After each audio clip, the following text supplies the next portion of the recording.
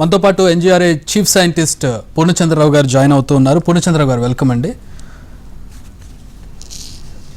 Right, ఒకసారి నేను update చేస్తాను. ఇప్పటి వరకు అంటే నిన్నటి నుంచి ఇప్పటి వరకు సిరియాలో దాదాపు 100 భూకంపాలు సంభవించినట్లుగా తెలుస్తుంది. అంటే నిన్న తీవ్రమైనటువంటి భూకంపం తర్వాత, అర్ధరాత్రి భూకంపం తర్వాత ఇప్పటి వరకు దాదాపు 100 ప్రకంపనలు వచ్చినట్టుగా తెలుస్తోంది. ఆఫ్టర్ షాక్స్ మనం చూసినట్లయితే ప్రధానంగా ఇప్పుడు సంభవించినటువంటి ప్రాంతంలో సిరియాలో ఉన్నటువంటి సంక్షోభం నేపథ్యంలో, యుద్ధ నేపథ్యంలో వచ్చిన శరణార్థులు దాదాపు ఇక్కడ 36 లక్షల మంది ఉన్నట్టుగా తెలుస్తోంది. ఇక్కడ జనసాంద్రత ఎక్కువగా ఉంటుంది. అంటే జనాభా ఎక్కువగా ఉంటుంది. పర్ స్క్వేర్ యార్డ్ ఉన్నటువంటి జనాభా ఎక్కువగా ఉండడంతో ఇక్కడ మృతుల సంఖ్య పెరిగే అవకాశం ఎక్కువగా కనపడుతుంది. అలాగే ఇక్కడ ఉన్నటువంటి కట్టడాలు ఏవైతే ఉన్నాయో ఇవన్నీ కూడా చాలా వీక్గా ఉన్నాయి. చాలా నాసిరకమైనటువంటి కట్టడాలు ఉండడంతో ఇక్కడ మృతుల సంఖ్య పెరిగే అవకాశం ఉన్నట్టుగా తెలుస్తోంది.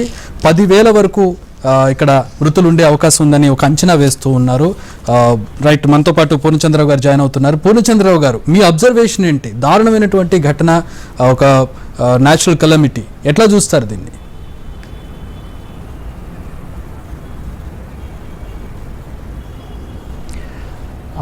అవునండి, ఇది చాలా దారుణమైనటువంటి ఈవెంట్ నిన్న జరిగింది టర్కీ సిరియా ప్రాంతంలో. అయితే ఇక్కడ ఏంటంటే 3 ప్లేట్స్ ఒక్కసారి ఢీకుంటున్న ప్రాంతం ఇది. African plate, Eurasian plate and Arabian plate, 3 ప్లేట్లు ఢీకొనడం వల్ల అక్కడ వచ్చేటువంటి రాపిడి, దానివల్ల భూకంపాలు వస్తూ ఉంటాయి ఇక్కడ. అయితే ఇంత పెద్ద భూకంపం మనం గత 100 సంవత్సరాల్లో ఈ ప్రాంతంలో అయితే చూడలేదు. ఇది అందువల్ల దాని ఎఫెక్ట్ కూడా మనకి చాలా ఎక్కువగా కనిపిస్తోంది. ఇంకో విషయం ఏంటంటే భూకంపం 7.8 మ్యాగ్నిట్యూడ్, అంటే ఆల్మోస్ట్ గ్రేట్ ఎర్త్క్వేక్ అని చెప్పొచ్చు. ఇది సుమారు 4 గంటలు, ఉదయం 4 గంటలకు సంభవించింది. అంటే అందరూ నిద్రపోయే సమయంలో ఇది రావటం వల్ల ఎక్కువ మనకి జన నష్టం కనిపిస్తోంది. ఎందుకంటే అందరూ ఇళ్లలోనే పడుకొని ఉన్నారు ఆ టైంలో. అది కాకుండా ఈ బిల్డింగ్స్ మీరు అన్నట్టు చాలా వీక్ కన్స్ట్రక్షన్స్, ముఖ్యంగా ఎర్త్క్వేక్ రెసిస్టెంట్ కన్స్ట్రక్షన్స్ అనేవి లేవు ఇక్కడ. And it's also because of poverty and మీరు అన్నట్లు అక్కడ శరణార్థులు ఉండడం వల్ల. సో ఈ అన్ని కారణాలు మనం కలిపి చూస్తే కనుక ఇది చాలా పెద్ద దారుణం జరిగిందని మనం చెప్పొచ్చు. సరే, ఇక్కడ మనం చూసినట్లయితే సిరియా కావచ్చు, టర్కీ కావచ్చు, మిడిల్ అంటే భూకంపాలు సంభవించడానికి అవకాశం ఎక్కువగా ఉండే సెంటర్లో ఉంది. ఇటు యూరేషియన్ ప్లేటు, ఇటు ఆఫ్రికన్ ప్లేటు, అరేబియా ప్లేటు, ఇన్ని ప్లేట్స్ మధ్యలో ఉండడం వల్ల ఈ టెక్టానిక్ ప్లేట్స్ కదిలి ఆ చివరి ఉన్నటువంటి ఫాల్ట్స్ మొత్తం కూడా మూవ్ అయ్యి భూకంపాలు సంభవిస్తూ ఉంటాయి. ఇంత పాసిబిలిటీ ఉంది. మనం స్టాటిస్టిక్స్ చూస్తే 2020లో దాదాపు 30,000 భూకంపాలు ఇక్కడ నమోదయ్యాయంటే అక్కడ పరిస్థితిని అర్థం చేసుకోవచ్చు. సో ప్రిపేర్డ్గా లేకపోవడం దీనికి ఒక కారణం అని చెప్పుకోవచ్చా? తెలిసి కూడా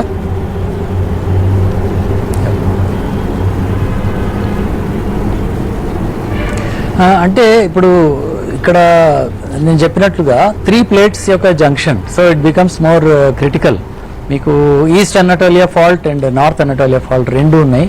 నిన్న మనకు వచ్చిన 7.8 అండ్ 7.6 ఈ రెండు కూడా దాదాపు 100 కిలోమీటర్ల గ్యాప్తో జరిగినాయి అన్నమాట ఈ 2 ఫాల్ట్స్ మీద. So tectonically it is extremely active, చాలా ఇది యాక్టివ్ ఏరియా. అండ్ ఇంతకు ముందు కూడా పెద్ద భూకంపాలు వచ్చినాయి, కాకపోతే ఇది చాలా పెద్ద దారుణం అని మనం చెప్పుకోవచ్చు. సో బేసిక్గా మనకి ఈ ఆఫ్రికా, యురేషియా ఈ బౌండరీస్, అలాగే మన ఇండియా యురేషియా బౌండరీస్ అంటే హిమాలయ పర్వతాలు, ఇవన్నీ కూడా వరల్డ్స్ అంటే హైయెస్ట్ సైస్మికలీ యాక్టివ్ రీజన్స్గా మనం చెప్పుకుంటాం అనమాట. రైట్, పూర్ణచంద్రరావు గారు, మనం చాలా అడ్వాన్స్డ్గా మాట్లాడుతూ ఉన్నాం. ఒకసారి బేసిక్స్కి వెళ్దాం సార్. అంటే అసలు భూకంపాలు ఎందుకు వస్తాయి అనేది చాలా మందికి తెలియదు. అసలు టెక్టానిక్ ప్లేట్స్ అంటే ఏంటి, ఇవి ఎందుకు కదులుతాయి, కదిలినప్పుడు ఎందుకు భూకంపాలు వస్తాయి, పర్టికులర్ ప్రాంతాల్లోనే భూకంపాలు ఎందుకు ఎక్కువ వస్తాయి, ఈ డీటెయిల్స్ అనేవి, బేసిక్స్ అనేవి చాలా మందికి తెలియదు. ప్లీజ్.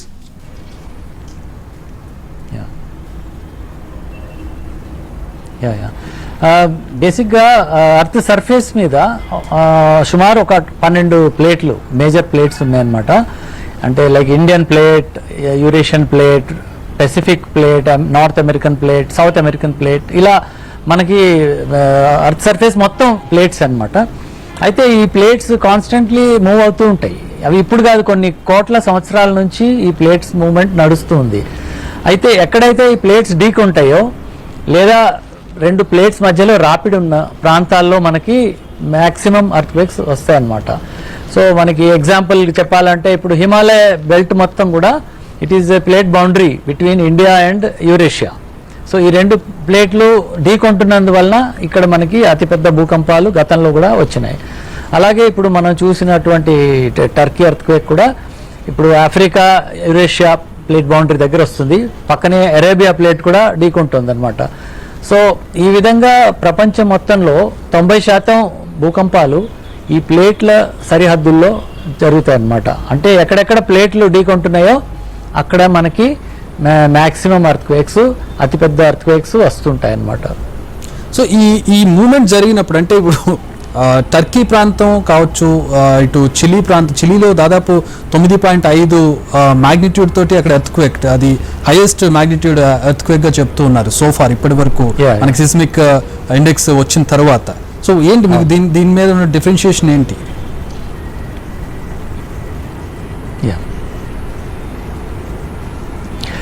అంటే ఇప్పుడు ప్లేట్ బౌండరీస్లో రకరకాలు ఉంటాయి. ఇప్పుడు ఫర్ ఎగ్జాంపుల్ మీరు మన మన భారత ఖండంలోనే చూడండి, ఇండోనేషియా అండమాన్ ఏరియా ఉంది. అందులో ప్లేట్ వెలాసిటీ చాలా హై అన్నమాట. అంటే ప్లేట్లో మూవ్మెంట్ ఏదైతే ఉందో అది వేరే బౌండరీస్ కంటే high velocity, and also it depends on the type of the plate also. So వీటిని బట్టి మనకి భూకంపం సైజ్ డిసైడ్ అవుతుంది. ఇప్పుడు అలాగే హిమాలయాల్లో కూడా చూడండి, ఇట్స్ కాల్డ్ కాంటినెంట్ కొలిజన్. అంటే రెండు కాంటినెంట్స్ కొలైడ్ అయినప్పుడు ఇంకా ఎక్కువ ఎనర్జీ రిలీజ్ అవుతుంది అనమాట. సో అందుకని మనకి హిమాలయాలో కూడా గ్రేట్ ఎర్త్క్వేక్స్, కనీసం 4 గ్రేట్ ఎర్త్క్వేక్స్. ఇన్ఫాక్ట్ హిమాలయాస్ కూడా ఆ కొలిజన్ వల్లే కదా, కొలిజన్ వల్ల ఎర్త్క్వేక్ పైకి లేచి హిమాలయాలు ఏర్పడ్డాయి. 9.5 magnitude. Yes, that's right. In fact, about 45 million years back, there was no Himalaya and there was no Tibet. So Eurasia was a flat ground, and India వచ్చి దాన్ని ఢీకొన్న తర్వాతనే ఈ ప్లేట్ కన్వర్జెన్స్ స్టార్ట్ అయ్యి ఈ ఇండియన్ ప్లేట్లోంచి మన crust అంతా ఊడి బయటపడి దానివల్ల ఏర్పడ్డటువంటి కొండలు ఇవన్నీ. సో హిమాలయ పర్వతాలు గత 4 కోట్ల సంవత్సరాల్లో ఫామ్ అయినాయి అనమాట ఈ మూమెంట్ వల్ల. సో ఈ మూమెంట్స్ అయినప్పుడల్లా మనకి ఎర్త్క్వేక్స్ వస్తూ ఉంటాయి. So Himalayas are full of earthquakes all along the Himalayan belt. మనకి తరచుగా ఎర్త్క్వేక్స్ వస్తూనే ఉంటాయి అన్నమాట. ఇప్పుడు భూకంప కేంద్రం అని చెప్తూ ఉన్నారు. తాజాగా ఇప్పుడు టర్కీలో వచ్చిన భూకంప కేంద్రం భూమి ఉపరితలం నుంచి లోపలికి 18 కిలోమీటర్ల లోతులో ఉంది. తక్కువ లోతులో ఉండడం వల్లే తీవ్రత ఎక్కువగా ఉందని చెప్తున్నారు. ఏంటి భూకంప కేంద్రం అంటే ఏంటి? లోతులు ఎలా కొలుస్తారు? ఈ లోతుతోటి తీవ్రతకు ఉండే సంబంధం ఏంటి?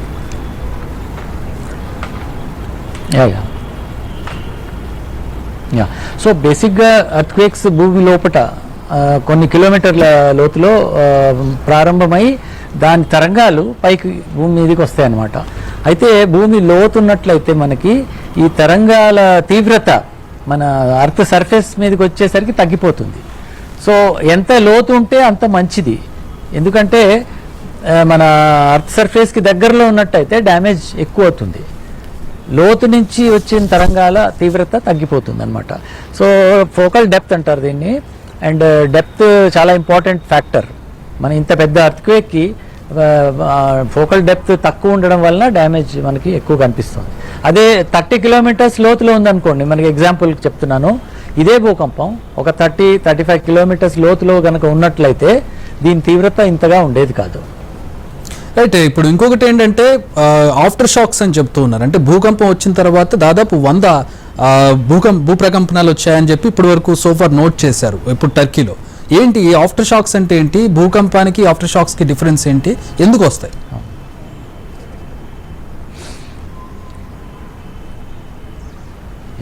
సో బేసిక్గా అర్త్క్వేక్ అనేది ఒక బ్లాక్ మూమెంట్ అనమాట. అంటే భూమి పొర లోపల మేజర్ బ్లాక్స్ మూవ్ అయినప్పుడు మనకి వస్తుంది ఎర్త్క్వేక్. అయితే ఈ పెద్ద ఎర్త్క్వేక్ వచ్చిన తర్వాత అది సెటిల్ అవ్వడానికి కొంచెం టైం పడుతుంది అనమాట. సో ఈ block movements slowly they will settle and come to equilibrium. So దీనికి కొన్ని రోజులు పట్టొచ్చు, కొన్ని వారాలు కూడా పట్టొచ్చు. ఇప్పుడు ఫర్ ఎగ్జాంపుల్ ఇంత పెద్ద భూకంపానికి ఆఫ్టర్ షాక్స్ కొన్ని నెలల దాకా వస్తూనే ఉంటాయి. అయితే usually after shocks are smaller then main shock. So మనకి ఇప్పుడు 7.8 మెయిన్ షాక్ వచ్చింది. దీని తర్వాత వచ్చినవన్నీ కూడా మనకి మ్యాగ్నిట్యూడ్ 6 కానీ 5 కానీ అలా లోవర్ వాల్యూస్లోనే వస్తుంటాయి జనరల్గా. సో వాటి వల్ల అంత మనకి ప్రమాదం ఉండకపోవచ్చు. కాకపోతే ఆల్రెడీ బిల్డింగ్స్ డ్యామేజ్ అయ్యి క్రాక్స్ అయ్యి ఉన్న బిల్డింగ్స్ అయితే ఈ చిన్న ఎర్త్క్వేక్స్ వల్ల కూడా కూలిపోయే అవకాశం ఉంటుంది. సో అదొక్కటే మనకి danger. But otherwise after shocks are generally smaller than main shock.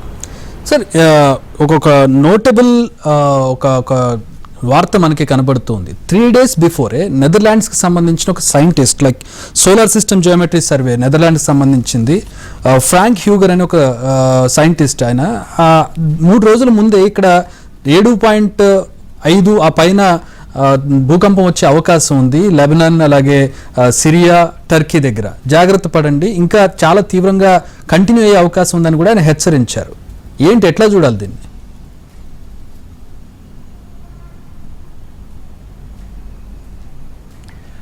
Actually earthquake ప్రికర్సరీ studies అంటారు. అంటే భూకంపం వచ్చే ముందు మనకి కనపడే అటువంటి మార్పులు, వీటిని కొన్ని 100 సంవత్సరాల నుంచి కూడా సైంటిస్టులు వీటిని స్టడీ చేస్తున్నారు. అయితే ఇప్పటి వరకు ఖచ్చితంగా మనం భూకంపం వస్తుంది అని చెప్పగలిగే కేపబిలిటీ ఇంకా మనకి రాలేదు.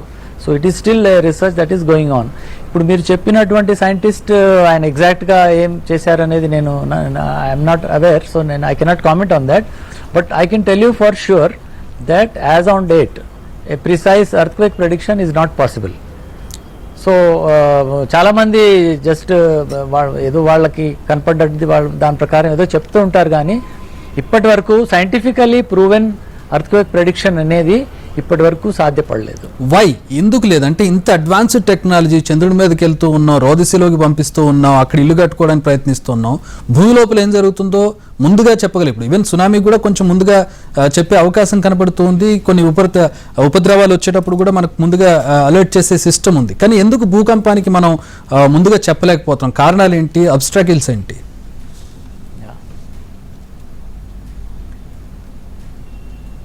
No, that's a very good question. See, basically tsunamis and atmosphere, monsoon ఇవన్నీ ఏంటంటే బయట మనకి కనపడుతూ ఉండేవి. సో మనం శాటిలైట్ ద్వారా కానివ్వండి, వేరే యంత్రాల ద్వారా మనం వీటిని చూస్తుంటాం, లేదా వీటిని మనం కొలుస్తుంటాం అన్నమాట. అయితే భూమి లోపల మనకి చాలా కాంప్లెక్స్గా ఉంటుంది. భూమి earth structure it is not homogeneous. So earth structure చాలా కాంప్లెక్స్గా ఉంటుంది. సో అది ఎప్పుడు ఏ టైంలో ఎంత స్ట్రెస్ ఎక్కడ ఉంది, ఎక్కడ పగిలే అవకాశం ఉంది. ఇప్పుడు ఫర్ ఎగ్జాంపుల్ మనం ఒక గ్లాస్ని గాలిలో విసిరితే అది నేల మీద పగిలిపోతుంది. అయితే కరెక్ట్గా అది ఎక్కడ పగులుతుంది, ఎన్ని పీసెస్లో పగులుతుంది అనేది మనం చెప్పగలమా? చెప్పడం అనేది కష్టం. So that is also called non linearity. అంటే కాంప్లెక్స్ అండ్ నాన్ లీనియర్ అంటారు దీన్ని సైంటిఫికల్లీ. సో అందువల్ల ఇది చాలా కష్టం అన్నమాట. అంటే ఫర్ ఎగ్జాంపుల్ మీకు ఒక పెద్ద భూకంపం ఒకే రోజు రావచ్చు, లేదా అదే ప్రాంతంలో ఎనర్జీ అంతా ఒక వారం రోజుల పాటు చిన్న చిన్న భూకంపాలు రావచ్చు. సో ఏ విధంగా స్ట్రెస్ రిలీజ్ అవుతుంది అనేది చెప్పడం చాలా కష్టం. కాకపోతే ఎనర్జీ అక్కడ అక్యుములేట్ అయింది, దీనివల్ల భూకంపం వస్తుంది అని మాత్రం మనం చెప్పగలుగుతాం. ఖచ్చితంగా ఏ టైంకి వస్తుంది, ఈ ప్లేస్లో ఈ టైంకి వస్తుంది అనేది చెప్పే కెపాసిటీ ఇంతవరకు ఇంకా రాలేదు. దాని మీద రీసెర్చ్ నడుస్తుంది ఇంకా. So I think earthquake prediction is still A distant dream. Okay, so ఇప్పుడు ఎక్కడ రాగలదు, ఎక్కువ సెంట్రిక్గా ఎక్కువ ఎక్కడ ఉంటుంది, ఎక్కడ పాసిబిలిటీ ఎక్కువ ఉంటుంది అనేది మనం చెప్పుకుంటాం. టెక్టానిక్ ప్లేట్స్ కావచ్చు, సెంటర్ కావచ్చు, ఆ ఫాల్స్ ఎక్కడెక్కడ మూవ్ అవుతాయి అనేది ఒక అంచనా ఉంటుంది. కాబట్టి జపాన్ లాంటి దేశాలు కూడా ఎక్కువ పాసిబిలిటీ ఉన్న దేశాలు, అవి కూడా తట్టుకుంటున్నాయి. అయితే ఈ మ్యాన్మేడ్ స్ట్రక్చర్స్ ఏవైతే భూకంపాన్ని తట్టుకునేటటువంటి స్ట్రక్చర్స్ వల్ల ఏ మేరకు ప్రాణ నష్టాన్ని తగ్గించవచ్చు?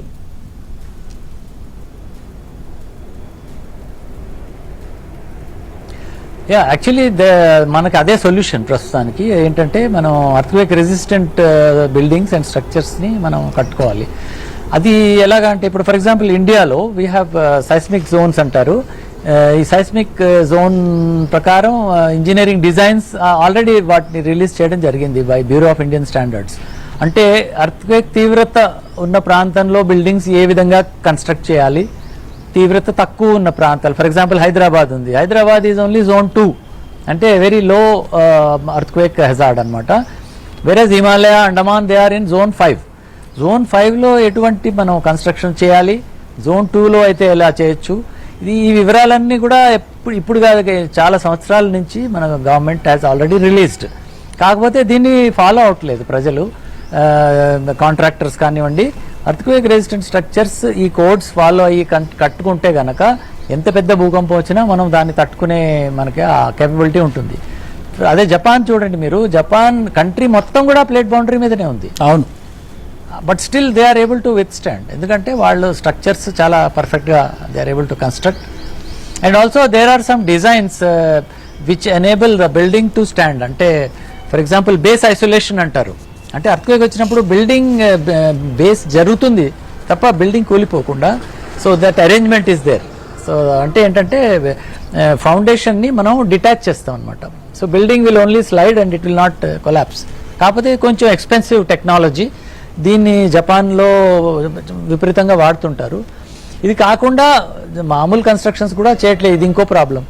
Even normal cement and concrete కూడా కరెక్ట్గా వాడకుండా బిల్డింగ్స్ కడుతున్నారు. మన దగ్గర గురించి ఎంత తక్కువ మాట్లాడుకుంటే అంత మంచిదండి. గట్టిగా వర్షం పడి 40,000 మంది చనిపోయారు. వర్షం గట్టిగా పడితే కూలిపోతే మన దగ్గర భూకంపం రావాల్సిన అవసరం లేదు. యా సో యా అంటే అది అంత కరెక్ట్ కాదు. ఇది కూలిపోవడం ఎప్పుడు జరుగుతుందంటే ఇవి మట్టితో కట్టిన ఇల్లు అయితే మట్టి అండ్ ఇటుకతో కడతారు. they had to dismantle that. Expiry date అయిపోయిన తర్వాత డిస్మాంటిల్ చేసి దాన్ని సేఫ్ జోన్ గా చేయాల్సిన అవసరం ఉంటుంది, కానీ మన దగ్గర అది జరుగుతుంది. So out of context. So మన ఇండియాలో చూస్తే టాప్ 10 ఇప్పటి వరకు ప్రపంచంలో జరిగిన అత్యంత తీవ్రమైనటువంటి భూకంపాల్లో టాప్ 10 లో ఒకటి ఉంది. మన అస్సాం టిబెట్ దగ్గర వచ్చినటువంటి భూకంపం ఉంది. భారతదేశం ఎంత వల్నరబుల్, మనం ఎంత ప్రభావానికి లోనే అవకాశం ఉంది ఇలాంటి తీవ్రమైన ఎర్త్క్వేక్స్ కి?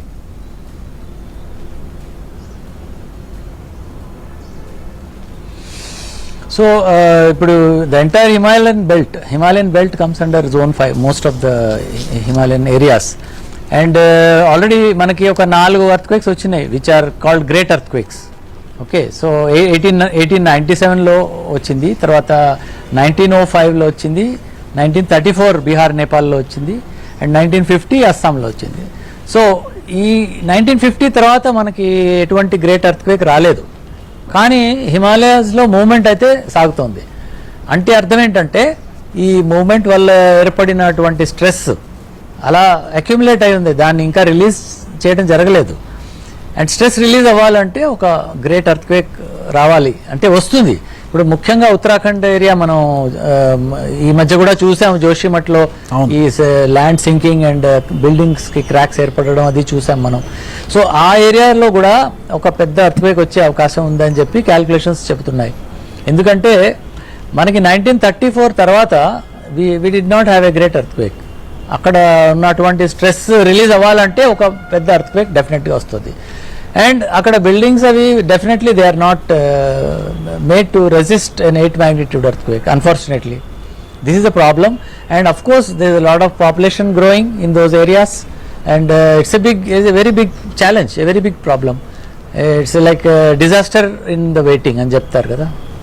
అప్రాక్సిమేట్ టైం ఏమైనా ఉందండి? అంటే అక్కడ ప్రెషర్ బిల్డ్ అయిన తర్వాత అప్రాక్సిమేట్ గా లేదా 10, 20 ఇన్నేళ్లలో వచ్చే అవకాశం ఉందని చెప్పే ఛాన్స్ ఉందా మనకి?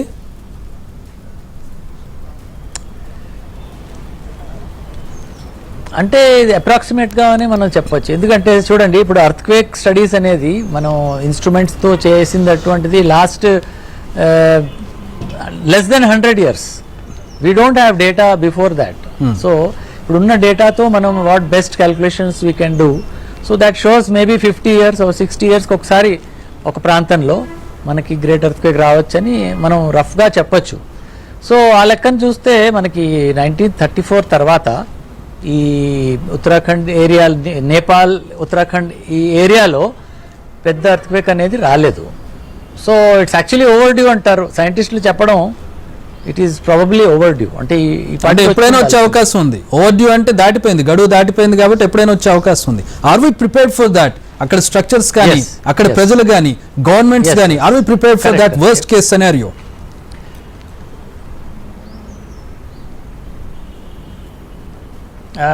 Unfortunately, we are not very prepared, I would say, because first of all, very few buildings in that area can withstand an 8 magnitude earthquake. They are not designed actually. That is the first problem. And second problem is అక్కడ area చాలా వీక్గా ఉంటుంది. మీరు జోషిమట్లో చూశారు కదా, అవును, you had land sinking and buildings developing cracks. గత 1 or 2 months నుంచి మనం చూస్తూనే ఉన్నాం. సో ఆల్రెడీ వీక్ ఏరియా, అందులో మనకి ఎర్త్క్వేక్ కనుక ఇంత పెద్ద ఎర్త్క్వేక్ వస్తే మాత్రం చాలా పెద్ద ప్రమాదం అవుతుంది. నాకు చెప్పడం నాకు చాలా బాధగా ఉంది, కానీ it's going to be a big tragedy.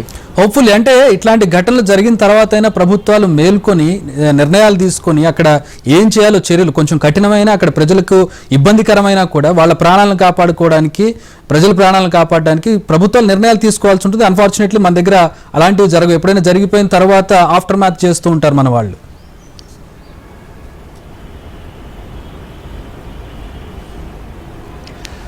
అంటే ఒకటిలేండి, one good development is that the government has form the national disaster management authority, NDMA అంటారు. So NDMA has been constantly training various at district levels also, has been giving training to the local disaster management authorities. And so వాళ్ళు కొంతవరకు they are prepared. అట్లీస్ట్ least disasters వస్తే ఏం చేయాలి, దానికి అవసరమైన పరికరాలు. మీరు చెప్పేది post disaster sir, post disaster వచ్చిన తర్వాత NDRF వీళ్ళందరూ ప్రిపేర్ అయి ఉంటారు. డిజాస్టర్ కు ముందు ప్రీ ప్రిపరేషన్ అనేది, నివారణ అనేది మార్గం కదా. ముందు అసలు నష్టాన్ని తగ్గించుకోవాల్సిన పని ఉంటుంది కదా, దానికి చేయాల్సిన చర్యలు ఉంటాయి కదా. Yeah you are right. అయితే అందులో ఇప్పుడు lot of outreach program is going on.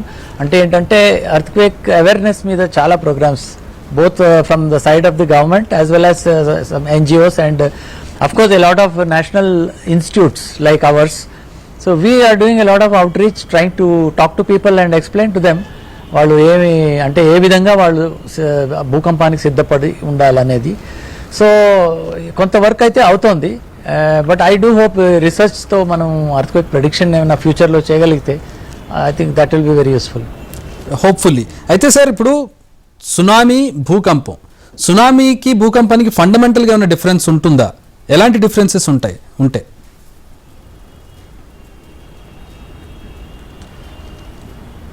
Yeah so basically భూకంపం అనేది భూమి లోపల బ్లాక్ మూమెంట్ అయితే వచ్చే energy are the waves that are generated, దాన్ని ఎర్త్క్వేక్ అంటాం మనం. సునామీ అనేది it is a water wave. అంటే సముద్రంలో ఒకవేళ సముద్ర గర్భంలో భూకంపం వచ్చిందనుకోండి, సో దాని డిస్టర్బెన్స్ వల్ల ఎప్పుడైతే వాటర్ వేవ్ ఫామ్ అవుతుంది దాన్ని మనం సునామీ అంటాం. సో సునామీ మనకి ల్యాండ్ మీద రాదు. సునామీ అనేది సముద్ర ప్రాంతంలోనే, సముద్రం లోపల ఉండే నేలలో పెద్ద భూకంపాలు సముద్రంలో వచ్చినప్పుడు సముద్ర ఏర్పడుతుంది. అదే బెడ్ మీద, సముద్రం బెడ్ మీద పెద్ద భూకంపం ఏర్పడినప్పుడు. కరెక్ట్. సముద్రం అయినా భూమి మీద ఉంటుంది కాబట్టి ఆ భూమిలో అక్కడ వచ్చే టెక్టానిక్ ప్లేట్ మూవ్మెంట్ తోటి అక్కడ కింద ఉన్నటువంటి భూభాగంలో. కరెక్ట్. ఫండమెంటల్ గా రెండు ఒకటే, కాకపోతే అక్కడ లేదా తీర ప్రాంతంలో కూడా రావచ్చు. ఇప్పుడు ఫర్ ఎగ్జాంపుల్ కోస్టల్ ప్లేస్ లో కూడా రావచ్చు. ఓకే. సో ఇప్పుడు మనం చూసినట్లయితే అంటే ఇండియా చరిత్రలో, అంటే భారతదేశం చరిత్రలో అంటే వర్స్ట్ కేస్ మనం లాతూర్ లాంటివి కూడా చూసాము. వర్స్ట్ కేస్ సెనారియోస్కి అప్పుడున్నటువంటి పరిస్థితుల్లో మనం నష్ట నివారణ చేయలేకపోయాం. ఇప్పుడున్న పరిస్థితుల్లో హౌ ఫార్ వీఆర్ ప్రిపేర్డ్, ఎంతవరకు నష్ట నివారణ చేసుకోవచ్చు, ఎంతవరకు నష్టాన్ని ప్రాణ నష్టం కావచ్చు, ఆస్తి నష్టం కావచ్చు తగ్గించుకోవచ్చు?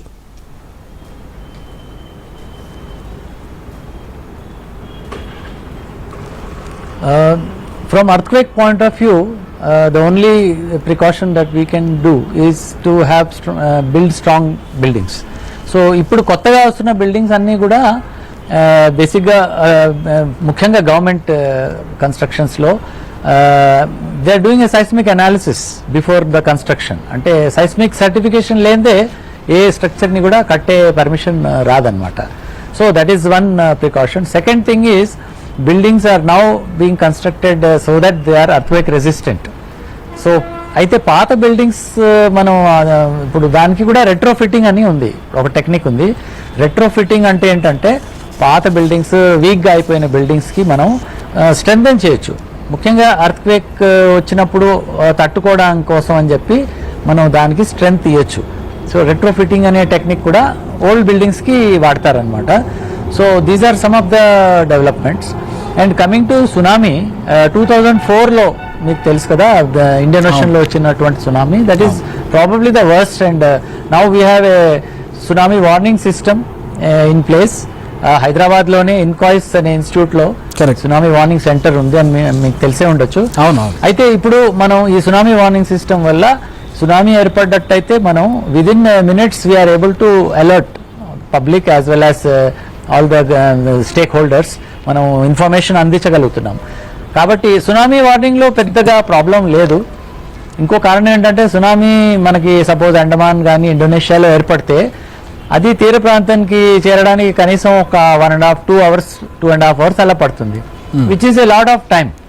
And with present available technology మనం we are able to detect tsunami very quickly. అంటే సునామీ ఏర్పడిన వెంటనే మనం సునామీ స్టార్ట్ అయిందని తెలుసుకోగలుగుతున్నాం.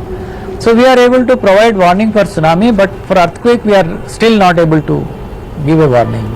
చివరిగా సార్ ఒక సింపుల్ క్వశ్చన్, మనకి చాలా సందర్భాల్లో భూకంపం వచ్చింది, రెక్టర్ స్కేల్ మీద 6, 7 ఈ విధమైనటువంటి మ్యాగ్నిట్యూడ్ కూడా ఉంటుంది భారతదేశంలో ఇటీవల కాలంలో రీసెంట్గా చూస్తూ ఉంటానే మనం. కానీ ఎక్కడ కూడా చిన్న పగులు రావడం, క్రాక్స్ రావడం జరుగుతూ ఉంటాయి, ఎక్కువ నష్టం కనపడదు. బట్ స్టిల్ ఇక్కడ 7.8 మ్యాగ్నిట్యూడ్ తోటి ఎర్త్ క్వేక్ వచ్చింది, భారీ నష్టం జరిగింది. What's the difference? It's a simple question and for you know తెలియని వాళ్ళకి తెలుసుకుంటారని.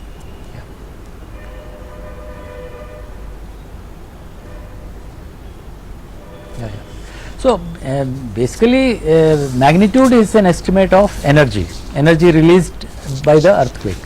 సో ఎనర్జీ తక్కువ ఉన్నప్పుడు ఆబ్వియస్లీ దాని ఎఫెక్ట్ తక్కువ ఉంటుంది బిల్డింగ్స్ పైన. సో ఫర్ ఎగ్జాంపుల్ మీకు 5 కానీ విదిన్ 6 మ్యాగ్నిట్యూడ్ 5 and 6 మ్యాగ్నిట్యూడ్ మధ్యలో భూకంపం వచ్చినప్పుడు మనకి క్రాక్స్ ఏర్పడితే అంతకంటే ఎఫెక్ట్ ఉండదు దానివల్ల.